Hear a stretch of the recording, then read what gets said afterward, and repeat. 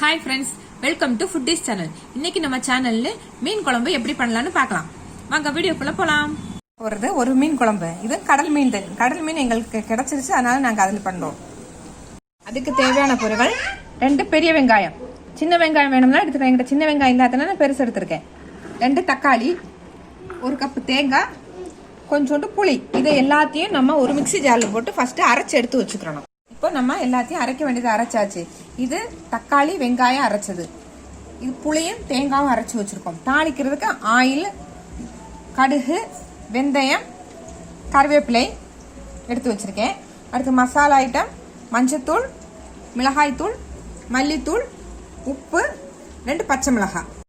ஒரு கடாய் அடுப்பில் வச்சு காஞ்சதும் நம்ம எண்ணெயை ஊற்றிக்கலாம்.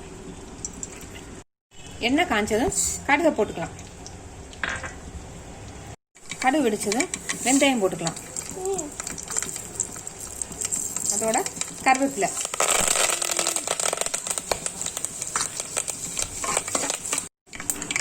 தக்காளி வெங்காயம் அரைச்ச பேஸ்ட்.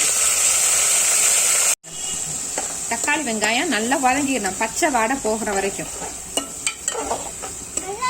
கொஞ்சம் உப்பு சேர்த்துக்கங்க. அடுத்து மஞ்சத்தூள்,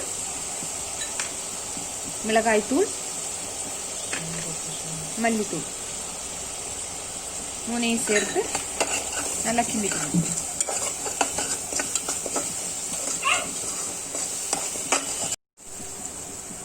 பச்சை மிளகாய்,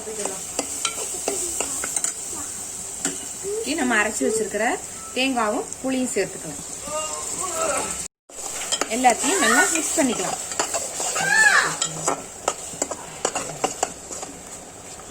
எல்லாம் நல்லா மிக்ஸ் ஆயிடுச்சு. கொஞ்சம் தண்ணியை ஊற்றிக்கலாம்.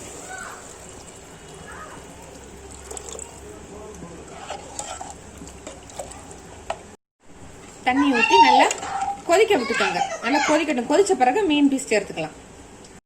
இப்போ குழம்பு நல்லா கொதிச்சு எண்ணெய் எல்லாம் நல்லா பிரிஞ்சு வந்திருக்கு. இந்த ஸ்டேஜ்ல நம்ம மீனை சேர்த்துக்கலாம்.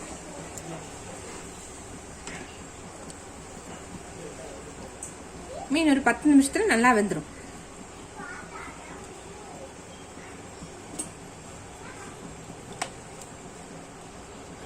ஒரு 10 நிமிஷம் மூடி வச்சிருங்க, வேகட்டும். இப்போ ஃபிஷ் நல்லா வெந்துருச்சு.